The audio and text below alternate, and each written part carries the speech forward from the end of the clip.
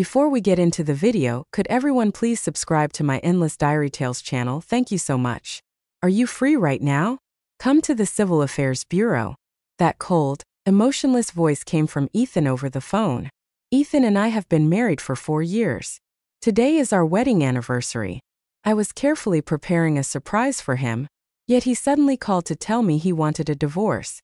Hello? Why are you saying this all of a sudden? I was a little stunned. Ethan and I have known each other for at least 10 years.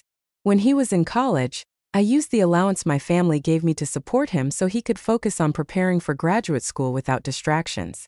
Later, he rose steadily through the ranks and eventually became the youngest associate professor at a university, brilliant and admired by thousands.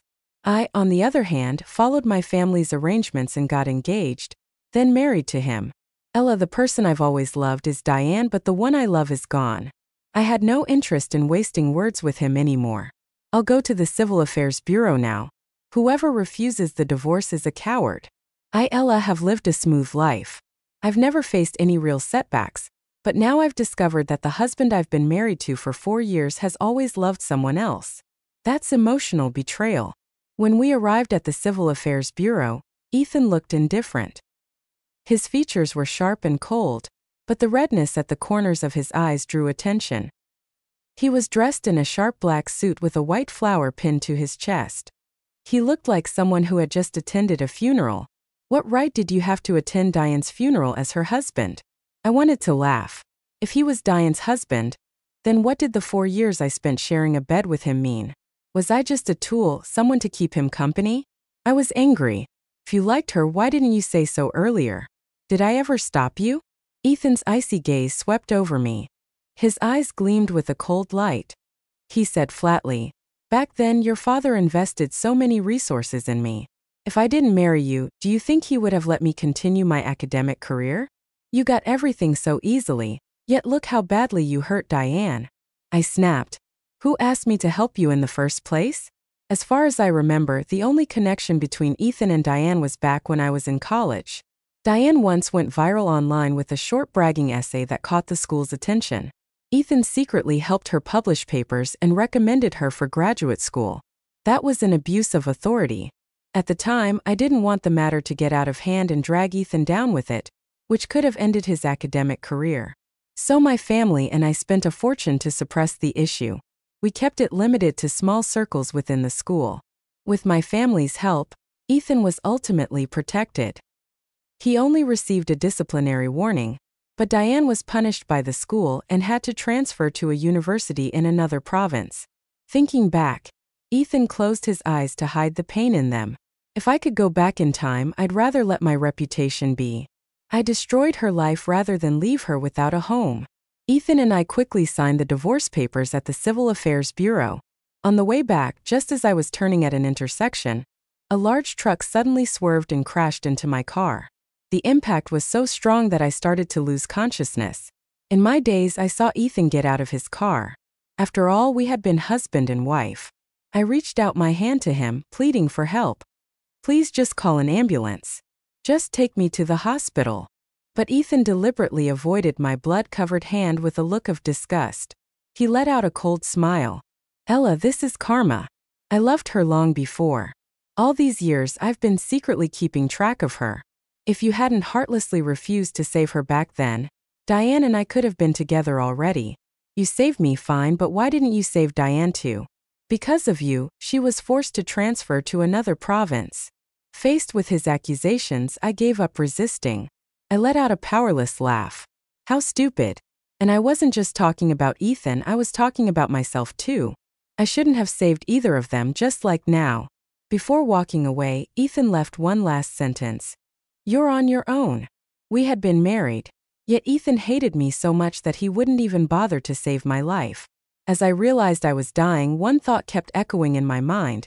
If I could do it all over again, I would never get involved with Ethan. I wasted so many years of my life for a heartless bastard like him. It was never worth it. I closed my eyes, unwilling to accept it. "Ella, this recommendation spot for grad school must include you. You're so hardworking and driven. We all feel ashamed in comparison." When I opened my eyes again, I was shocked to find myself reborn back to the period in college when we were preparing for grad school exams. My roommate Alex was sincerely congratulating me, but his words came far too early. In my previous life, my name hadn't even been on the final recommendation list. As I was doing my makeup, Diane, in her usual sarcastic tone, said, "Sometimes hard work doesn't pay off if your brain doesn't work. No matter how much you study, it's just pouring water into a broken jar. It all becomes useless anyway." After saying that, she covered her mouth and smiled. "Ella, I wasn't talking about you. You're so smart. You'll definitely get recommended." Diane and I were in the same dorm during our college years. She relied on her dazzling beauty to date quite a few guys on campus, while I was waking up at dawn and burning the midnight oil doing practice problems. She was out partying at bars, dancing the night away, and yet she was the one who got the grad school recommendation. After I failed to get the recommendation in my past life, Ethan didn't comfort me. Instead, he said, "What are you afraid of? Your dad is on the board of trustees. All you lost was one spot, but me, I could lose everything." At the time, I didn't fully understand what he meant when I began to suspect something was off with Diane's recommendation. Anne's words only deepened my doubts before I had the chance to investigate. Ethan stopped me. "You didn't get recommended because of your own problems. You only lost a spot. That's all. There'll be more opportunities later." Back then, I didn't understand what he truly meant, but now I do. This time, none of it has happened yet. With the memories of my previous life, I quickly found Diane's account on social media. Sure enough, she had already started humble bragging, posting about a speaking opportunity, a scholarship slot, and even a win at an academic competition. It became painfully clear that my recommendation spot had been stolen, taken by Ethan and handed straight to Diane. He gambled on the fact that I liked him. He gambled that even if I found out the truth, I'd keep his secret. After all, in his eyes, I had good grades and a powerful family background. If I really wanted to get into grad school, I could just take the entrance exams. But why? Why should something that rightfully belonged to me be taken away so easily just because I had always treated Ethan too well? Sure enough, when the official list was released, Diane's name caused a stir. "I didn't even see your name on the preliminary list. Why is Diane on it now? Diane got recommended? How is that possible?"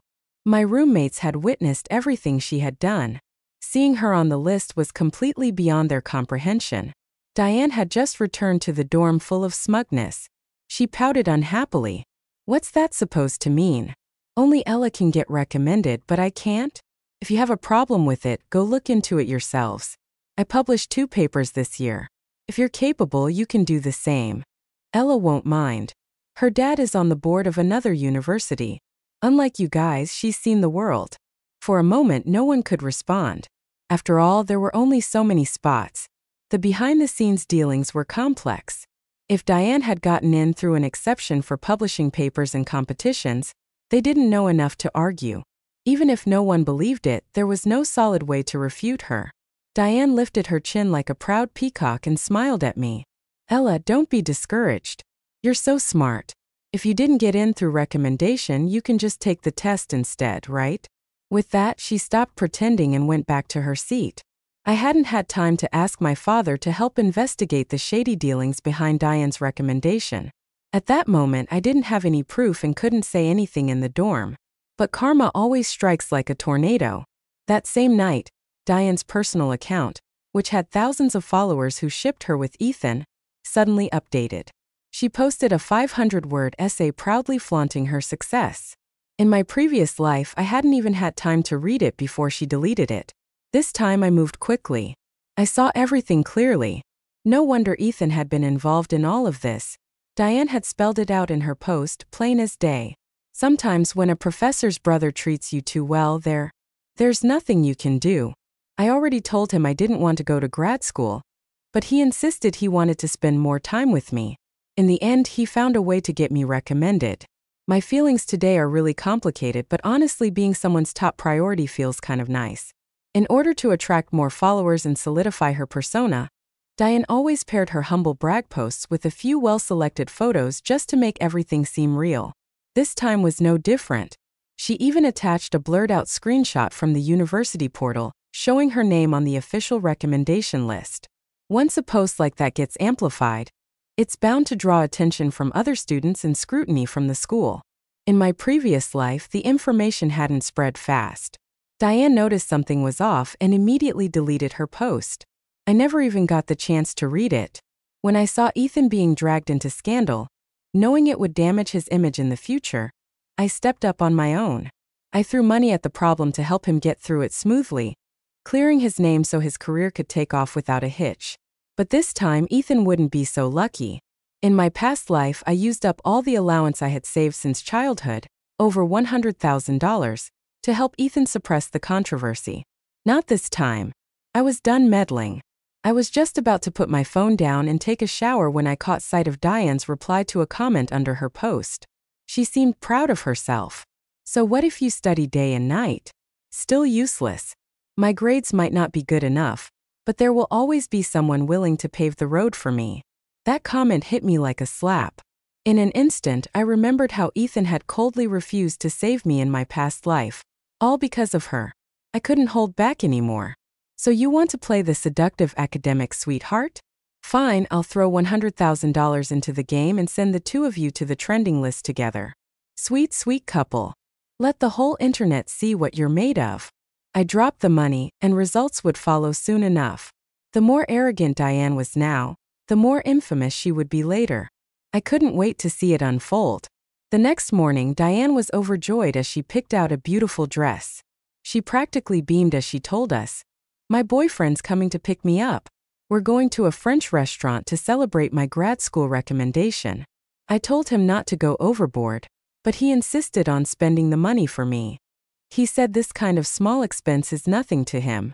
You won't believe it. He booked the entire restaurant. That must have cost a fortune. After Ethan became an associate professor at a university, his income had indeed increased significantly, but he seemed to have forgotten the days when he had nothing. Back then, Ethan wore clean white shirts, faded jeans washed until they were nearly colorless, and always carried a book in his hands. He never cared what others thought of him. He was obsessed with learning, absorbing knowledge. Ethan was like a sponge. Even though his family was poor, he had clear goals. Knowledge could change his destiny. Every minute outside of class, he spent working part-time jobs to pay for his tuition. I had been influenced by my father, who always liked to sponsor underprivileged kids from mountain regions. I often donated my own allowance to support students from less fortunate provinces. That's how I came across Ethan. I first saw his file in my dad's study. After learning about his academic record and life situation, I decided to sponsor him. Slowly, a connection formed between Ethan and me. Though we never met in person, we stayed in touch through phone calls. Ethan didn't even know that the first time he called me, I was standing right across the street, watching him from a distance. That boy standing by the roadside had a thin, youthful frame and a quiet sense of vitality. He looked nervous, biting his lower lip anxiously. His voice was full of caution, respect, and deep gratitude. "Thank you for your continued support. You've helped me so much. Once I graduate and leave school, I promise I'll repay you." He lowered his head slightly, embarrassed, his ears turning red as if he were a little boy waiting for praise. "I got a scholarship today. The professor said I'm the top student in my class. One of my research papers got published in a student journal." His eyes sparkled with pride and determination. "I'll work hard to catch up to you. I won't let your support go to waste." At the time, Ethan still didn't know that I was just a high school girl, and that he had already become my role model. Wasn't I the same? I studied hard, got into a university, and finally stood proudly in front of him. But in the end, all those years of financial support still couldn't compare to the curve of Diane's smile or a single love letter. A sudden shout from the dorm pulled me out of my thoughts. "Guys, look at Twitter. Our school is trending." Alex, still munching on the drama, hadn't quite grasped the situation yet but shared the news with excitement. Diane jumped off her bed and rushed over excitedly. "Who is it? Who managed to get our school trending so suddenly?" That excitement froze on her face the second she saw her own account displayed on Alex's phone screen. Her expression changed instantly. The smile disappeared. She never expected that the braggy little post she casually wrote last night would blow up overnight and rocket to the trending list. The ranking was still climbing fast. This was just the beginning of a chain reaction. She had once listed the name of our university in the bio under her profile. Now, a university was trending #1 alongside the scandal under Diane's post. The comment section had already become a war zone. Who is this girl? She stole someone else's grad school spot and dares to flaunt it online. As someone prepping for grad school, I can't take this. A university better give us an honest explanation. Disgusting. How is this even allowed? Oh wow, professor and student. We'll dig. Put these 2 trash bags and get justice. The expression on Diane's face was truly something. She was fuming, stabbing at her phone screen in frustration. I felt a wave of satisfaction and had to force myself not to smile. Pretending to be shocked, I asked aloud in the dorm. Oh my God, who's the professor boyfriend the post mentions? Have you guys ever heard of something like this happening here? Alex, always eager for gossip, frowned and said, it's probably some old professor taking advantage of his position. Isn't he afraid of getting exposed? And that girl H posting that stuff online to show off? So gross. Diane was visibly shaking now. Suddenly, she slammed her phone down on the desk and stood up, snapping. What the hell do you mean by that? Alex jumped, startled by her reaction. Then she smirked coldly. I didn't say your name, did I? Why are you reacting so strongly? I was cursing out the blogger, not you. Diane's righteous rage shrank quickly. She fumbled to pick up her phone and opened her mouth to explain but couldn't get a word out, so I picked up the thread. Why are you reacting so intensely? Don't tell me you're connected to this. Wait, did you write that post? Alex's eyes lit up as she suddenly caught on. Diane's gaze darted around in panic, but she forced herself to sound calm. What are you talking about? Of course it's not me. You're just jealous that I got the recommendation and now you're trying to pin this mess on me. Right? Alex asked coolly. Then why were you so worked up just now? I just think it's not right to talk about people behind their backs. Oh please, he deserved it, Alex muttered. Diane's face turned red with rage. I glanced at her phone and saw that she had already deleted the post in a panic, but she really thought that was going to fix everything. The damage had been done. Diane hadn't even woken up until after 9 a.m., way too late. By that time, tons of users had already taken screenshots and shared her post. Deleting it was useless. The university had already launched an investigation. Neither Diane nor Ethan would get out of this, just as I expected. It didn't take long. While the other girls headed to the dining hall for lunch, Diane, looking completely flustered, hurriedly called Ethan. She sweet-talked into the phone. I'm so sorry, Ethan. I really didn't think it would blow up like this. I just posted it casually. I didn't expect it to cause such a huge mess. Will this affect your job? If things get worse, I can voluntarily drop out. Okay. I don't want to drag you down. Thinking no one was in the room, Diane had turned on speakerphone, but I hadn't left. I stayed hidden on the balcony and I could hear Ethan's voice loud and clear. At this point, his tone was gentle and steady, not the slightest bit angry. You don't need to worry. No matter what happens, I'll stand by your side. Even if the school punishes me, it doesn't matter. Diane, I'm running toward you without hesitation. All you need to do is stand there and wait for me. The scorching sun blazed above as the wind rushed. Strolling through the treetops in my mind, the image of the boy who used to sit beside me reading in the sunset slowly began to blur.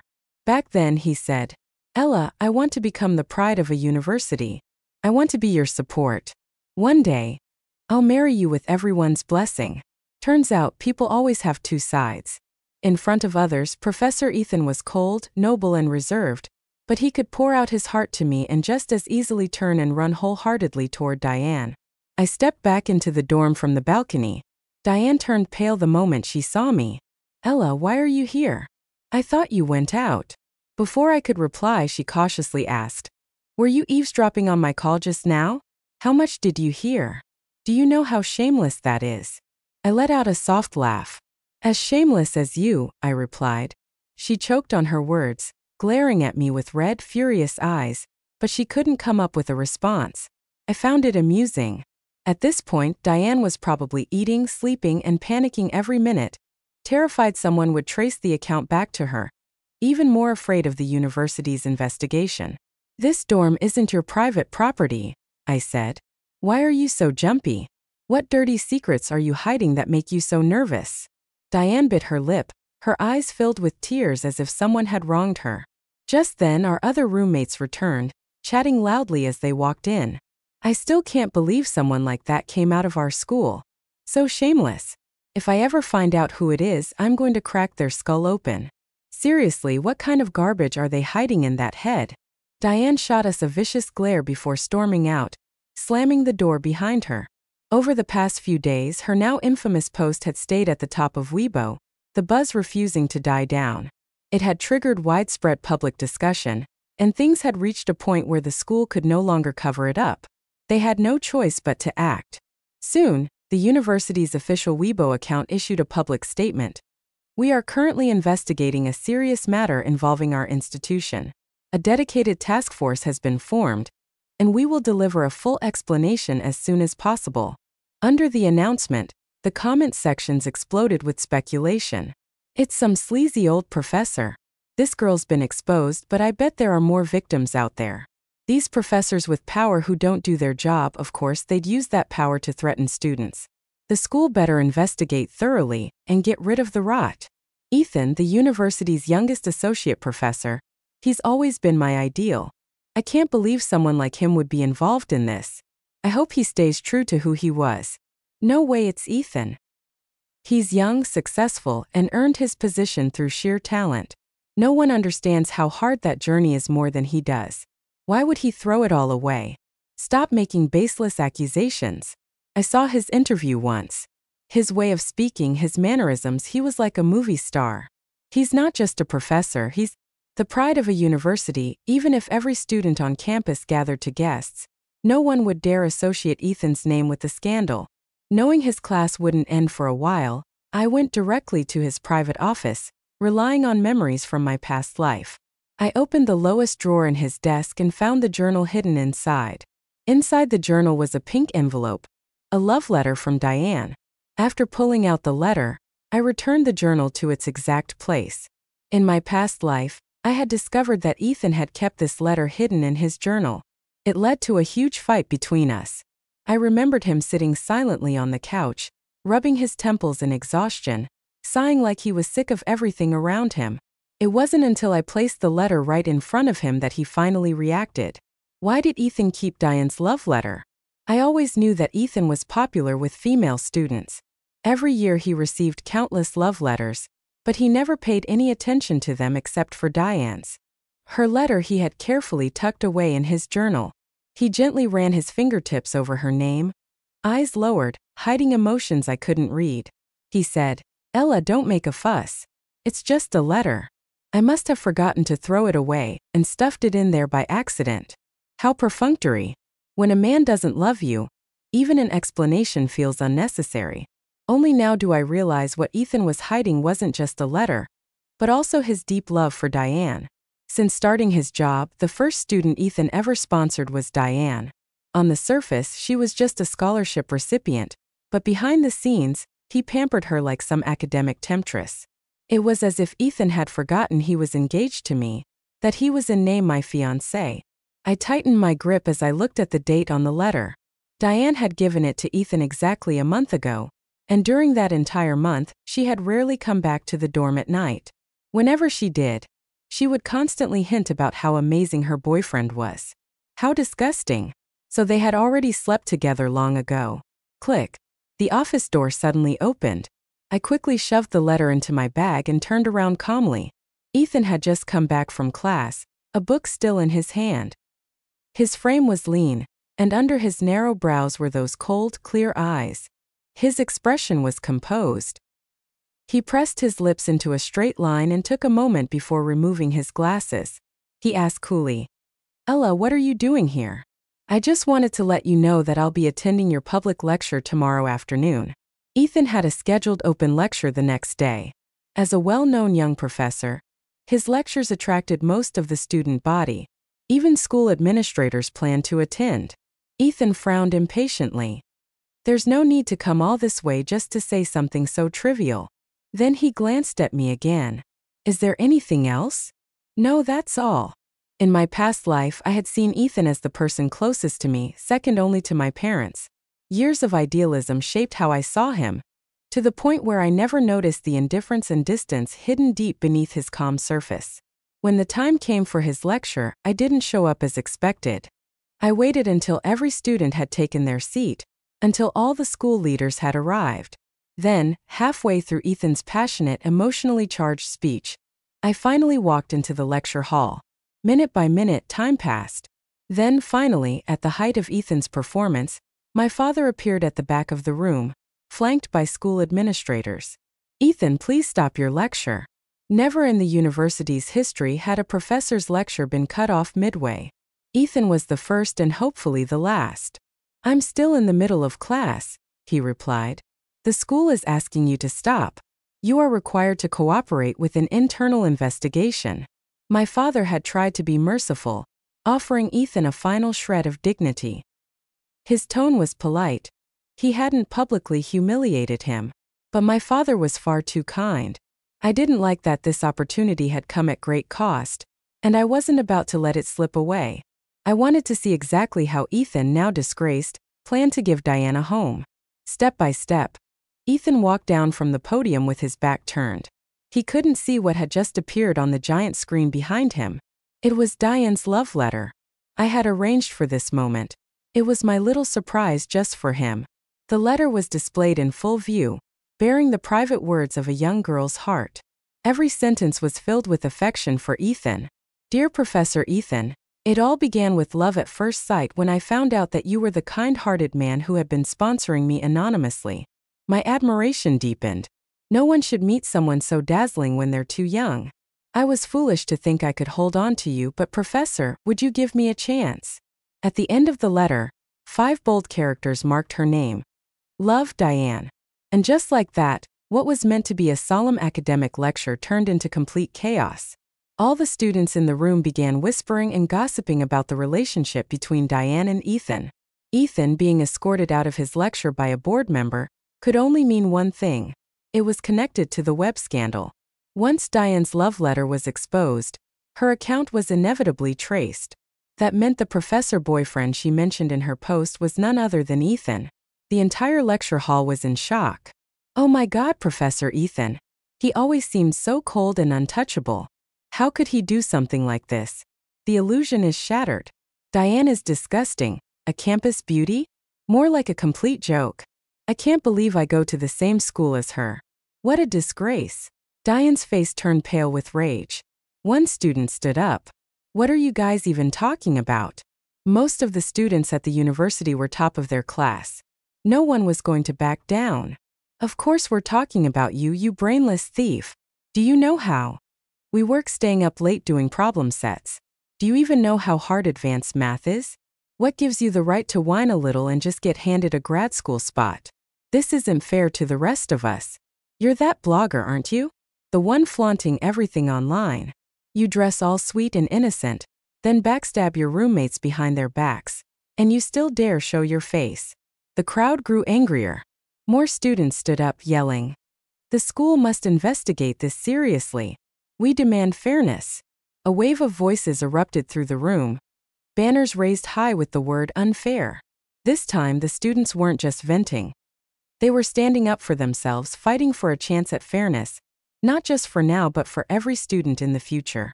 I wanted them to win. I wanted to win. None of us were wrong. Staying up all night studying wasn't wrong. Standing up against injustice wasn't wrong. What was wrong was Ethan breaking the rules and betraying the profession. What was wrong was Diane thinking shortcuts were the path to success. And if they were wrong, they would have to pay a painful price. The school soon released an official decision. Ethan had violated university policy and seriously harmed student interests. Regretfully, the university announced his dismissal. As for Diane, her fate matched her previous life. She was expelled and forced to transfer to another school.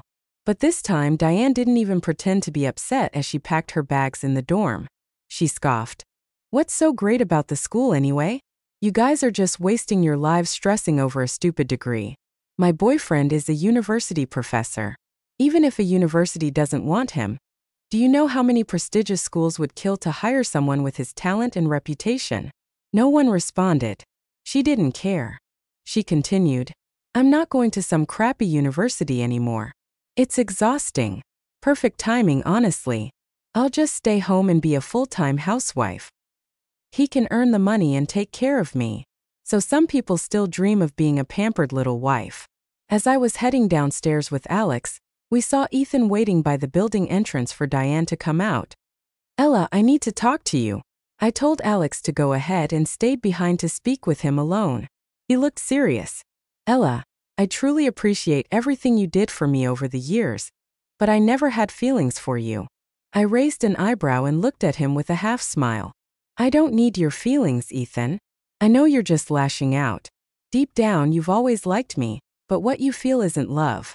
That line sounded all too familiar. He had said the same thing in my past life. He smirked, eyes filled with cold sarcasm. Today you like a cat. Tomorrow maybe it's a dog. Whatever you want, you must have, but I'm not your toy. A toy. At the very least, he added, should be clean and obedient in bed. Otherwise, it doesn't even qualify as one. I paused, then cut him off coldly. You don't even deserve that word. Ethan was stunned. For a second, but he quickly returned to his usual calm demeanor, brushing it off like I was just upset. He looked at me steadily and resolved and said firmly, I called you here because I wanted to tell you please don't show up again. I don't want to live under the shadow of your father's name anymore, and I don't want to be tied to you in any way. All this time, because of your father's influence, my achievements have always been overlooked. I just want to be with Diane now. She's the woman I love most in this life. I'll only choose Diane. I'll never marry you. I caught his wording immediately. One phrase leapt out in my mind, flashing back to what Ethan had said outside the Civil Affairs Bureau in my past life. Getting married proves everything. So I wasn't the only one who'd been reborn. I pressed down the smile tugging at my lips and coolly replied, in that case, let's cancel the engagement. Our engagement hadn't been made public, partly because I was still in school and partly because Ethan was a university professor. Quietly breaking it off now would save a lot of trouble. As long as both sides agreed, that was enough. Since Ethan claimed to love Diane so much, enough to stay devoted to her across 2 lifetimes, then I wanted to see how far that love could go without money or stability to support it. Love can change. The only constant is money. Diane had always been obsessed with wealth, and Ethan, who couldn't even hold on to that, thought he could hold on to love. What a joke. Reality soon proved that Ethan and Diane were both too naive, too foolish. They thought once the scandal blew over, Ethan could return to the university and keep teaching as a respected professor. But the storm didn't stop, the clouds didn't clear. Because of Diane's endless bragging and overexposure, the entire internet now knew that Ethan had abused his authority, bending the rules to get a female student fast-tracked into grad school. Who would dare hire a professor with that kind of scandal hanging over him?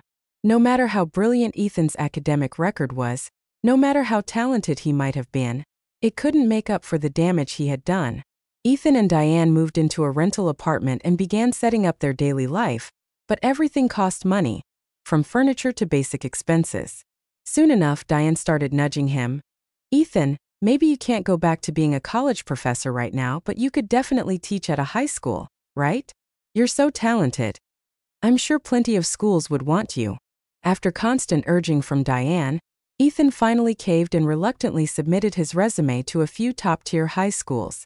But even then, none of the public schools would take him. At last, a small private school agreed to offer him a position, but Ethan was clearly miserable about it. A genius professor from a prestigious university, reduced to teaching high schoolers. And life wasn't done surprising him. On his very first day, before the class even began, a student's parent came to the school to drop off some clothes.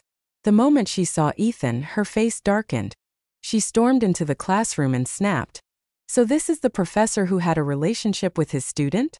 If he dares to lay a hand on my child, who's going to take responsibility? If you let this morally corrupt man teach my kid, I'll report your school to the Education Bureau. I'll bring other parents. We'll make a scene. Every other day, standing at the podium, Ethan's pride took a brutal hit. Just a month ago, he had been admired and revered, a star professor at the peak of his career. From childhood until now, Ethan had never been humiliated like this.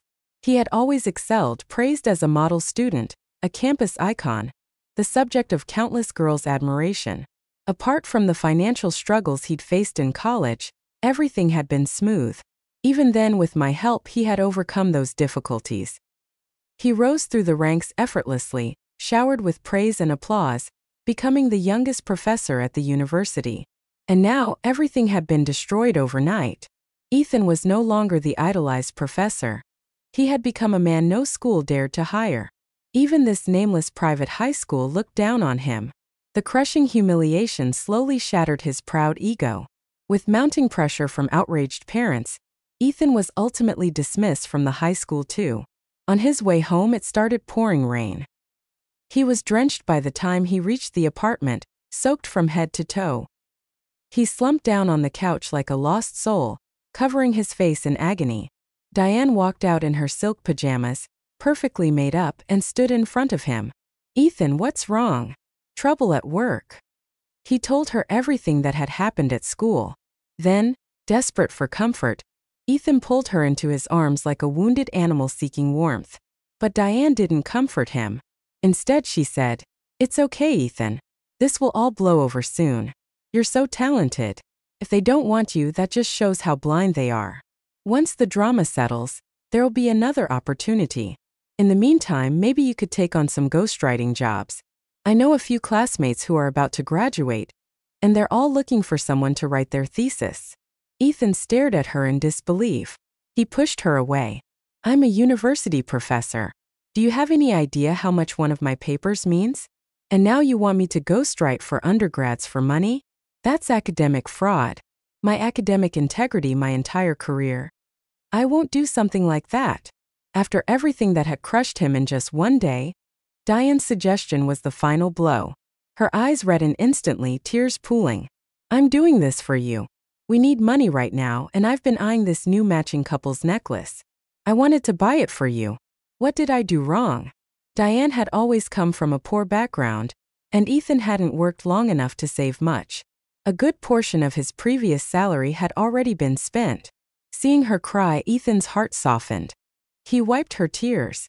"I was trying to comfort her and eventually gave in to the idea of ghostwriting, and just like that, the once renowned Professor Ethan had become a hired ghostwriter. The rumors spread like wildfire across campus. Gossip about him was everywhere. One day, I saw Ethan's mother at the university gate. The moment she spotted me, her face lit up. "Ella, I'm Ethan's mother. Do you remember me?" In my previous life, I had seen her 2 or 3 times.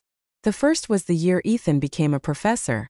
She had traveled 3 days from the countryside to congratulate him, beaming with pride. "Auntie, are you here to see me?" In this life, we had only met once. She remembered me because she had learned I used to sponsor Ethan. "I'm here to find Ethan. He hasn't been answering his phone, and no one can find him. I came all the way here because I was afraid something might have happened to him." What parent wouldn't worry? She still didn't know what had happened to Ethan. Looking into her anxious, distressed eyes, my heart softened. "I'll call him for you." I dialed Ethan and told him to come to campus and pick up his mother. After hanging up, I waited with her. Thankfully, Ethan was nearby, still doing ghostwriting work for students. He arrived quickly, but instead of greeting his mother first, he looked at me with alarm. "Ella, what are you doing here? Stay away from my mom." Then he grabbed his mother's hand. "Mom, let's go." His mother froze, then shook off his hand. "Go where? Why haven't you been going to school? Isn't it work time now? Why are you wandering around? Just take me to your office. I'll rest for a bit, then leave. No need to go to your apartment." But there was no office anymore. Ethan wasn't even allowed through the university gates. "I was just running some errands. I haven't gotten back to campus yet," he said flatly. "You're hiding something from me," she said. No one knows a son like his mother.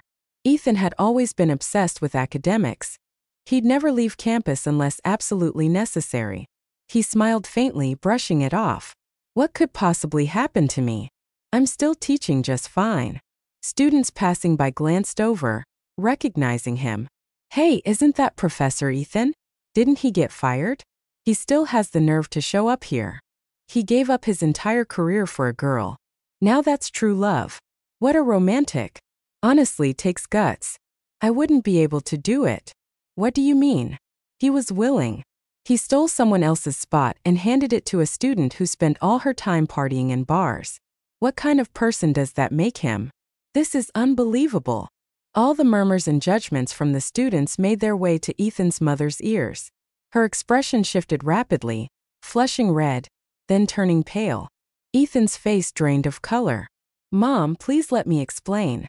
Before he could finish, a sharp slap landed across his face. His mother used every ounce of strength in her body to hit him hard. "You shameless disgrace. What the hell is wrong with you?" she shouted. "All these years of education. Did you learn nothing but how to humiliate yourself? I worked so hard to support you, sent you to a top university through grad school, your PhD. You became a university professor. We held a huge banquet to celebrate your success, and this is how you repay all of us? With scandal and shame? Who are you trying to justify yourself to?" Ethan stood there, cheek flushed from the slap, expression dark and unreadable. He didn't say a word.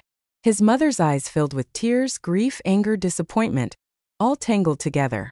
She looked up at the university gate and whispered, "All those years of hard work, Ethan, you threw it all away for a woman.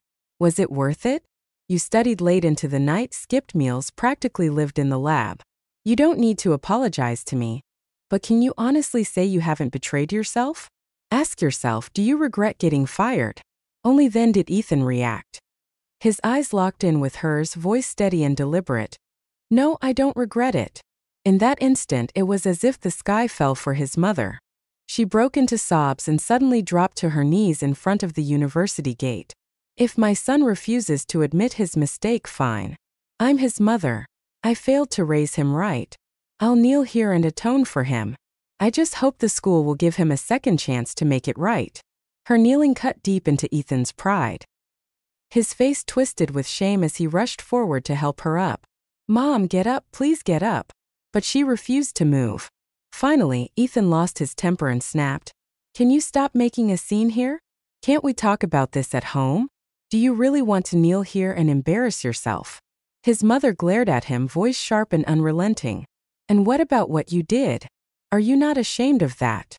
Her words were a blow to the chest, and I couldn't help but feel a rush of satisfaction watching it all unfold. Ethan's expression shifted again, his eyes turned red, his chest rising and falling rapidly with emotion, but his voice was still cold. "I want to be with Diane. I chose her, and I'm not letting go. She's a good woman. She cooks for me, stays by my side every day. I'm happy with her. I've never once regretted choosing her. If you want to kneel, that's your decision, but I'm done here." He turned away from his mother and walked off to the street corner across from the university.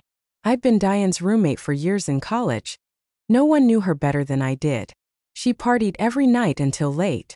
Most nights she didn't even bother taking off her makeup or showering. She just flopped onto her bed and fell asleep, her socks and underwear always piled together in a mess she refused to clean up. She was lazy, reckless, and loved hanging out with the worst kind of people, drinking and wasting time. The only reason Diane hadn't been exposed yet was because the time hadn't come, and just as I expected, it didn't take long. Diane soon began pushing Ethan to do more than just ghostwrite for college students. She had him writing essays for high schoolers and even elementary school kids. Word of this spread fast. The academic community was disgusted. "Professor Ethan is writing elementary school essays now. He's been out of the classroom for so long. I bet he can't even keep up with our curriculum anymore. No one dares to hire him to ghostwrite." College students stopped seeking him out. Left with no options, Ethan was forced, under Diane's constant pressure, to take on elementary school assignments. Within half a year, Ethan came to see me again, but this time he wasn't the same man. The meticulous, composed Professor Ethan looked completely different. His eyes were clouded with exhaustion. The dark circles under Ethan's eyes were stark, and his entire body radiated a defeated, broken energy. How could someone like this still be worthy of being called a professor? "Ella, I was wrong," he said. I couldn't help but laugh. "Oh, and what exactly were you wrong about?" His eyes were filled with bitterness and grief as he poured out his frustration. "I used to be a respected university professor. Academic journals fought over my papers, and now I've sunk to writing essays for elementary school kids. It thrilled me to hear that. Serves him right. Looking at how pitiful he was now, I didn't feel the slightest bit of sympathy. In fact, it made me want to laugh even more. Isn't this what he wanted? He wanted Diane and he wanted to keep his title as professor. Wasn't that a little too greedy? Without a moment's hesitation, Ethan blurted, "I don't want Diane anymore." "And what's that got to do with me?" I asked. "She's not a good girl at all," he complained. "She doesn't cook, she's never home, and she constantly complains about how little money I make. Everything that's happened to me is her fault." Now he was turning around and blaming her? Unbelievable. Your definition of a good girl is so narrow. If she doesn't cook, she's not a good girl? Who do you think you are, a prince that needs to be waited on? I shot back, my tone icy and sarcastic. I gave him a cold smile, then added, "You're short-sighted, greedy, and pathetic. And what makes you any better?" Ignoring the embarrassment on his face, I let my smile fade and said, "Oh, and by the way, you also left me to die. Should I thank you with a banner for sending me back to this life?" For a brief moment, shock flashed across Ethan's face. He froze, eyes wide. He opened his mouth but couldn't form any words. "Ella, are you?" He looked at me with a sudden heat in his gaze, as if seeing someone long lost. But I had no interest in bonding over shared reincarnation. I wasn't here to swap stories about how great it felt to come back to life. I was here to enjoy watching him fall. "Professor Ethan," I said coolly, "wasn't this your own choice? You said it yourself. You'd rather lose everything if it meant giving Diane a home. Well, wish granted." He got the downfall he asked for, and instead of being grateful, he was still clinging to me and making a mess. Men are so unreasonable sometimes. "Ella, I was wrong," he pleaded. "Please, for the sake of the years we were married, could you talk to your father for? My dad is a board member. He's extremely busy. Do you think he has time to deal with someone irrelevant?" Ethan lowered his head, begging, stripped of the arrogant pride he used to wear like armor. It struck me again. I had overestimated him. I had lifted him up like a phoenix, but he was never anything more than a featherless bird. "Didn't you say you didn't need my dad's protection?" I reminded him. "You said your academic achievements had nothing to do with him. You're the one who always looked down on me for being a board member's daughter. So what are you doing here begging me now? Go find Diane, the one you love so much. I'm sure she'll give you a warm, happy home." His expression changed again. He covered his face in shame, sighing heavily. "Ella, I know you're angry. Everything I said before was just out of anger." "Too bad," I said calmly, "because everything I said now is the truth." From that day forward, Ethan started secretly following me. Now he wanted to play the devoted ex-husband role. He was trying to act out some tired cliché with her back drama. Unfortunately, I wasn't buying it. One night, I realized Ethan was tailing me again. Without hesitation, I pulled out my phone and called the police. "Hi, officer," I reported being followed. That night, under the watchful eyes of bystanders, Ethan was arrested and taken into a police car. He struggled, refusing to get in, his bloodshot eyes fixed on me like a furious cornered animal, full of resentment. "Ella, are you really going to forget everything we've been through? How could you do this to me?" I curled my lips into a cold smile and shot back, "Ethan, I'm really curious how you even have the nerve to say that." Before the officers pulled him away, I walked up to him and said quietly, "Stop following me, Ethan. You're not going to win this." I smiled faintly as he stood there, stunned, his face frozen with disbelief. "Wasn't it me who got your little essay trending online? Who exposed your pink love letter to the entire school? You should be thanking me." "Good luck, Ethan," I said, returning to him the exact words he'd once said to me in another life. The police dragged him into the car, and bystanders recorded the whole thing. Before long, the video was trending. The once respected, cold, and noble university professor had now become nothing more than a disgraced stalker. After that day, Ethan never dared approach me again.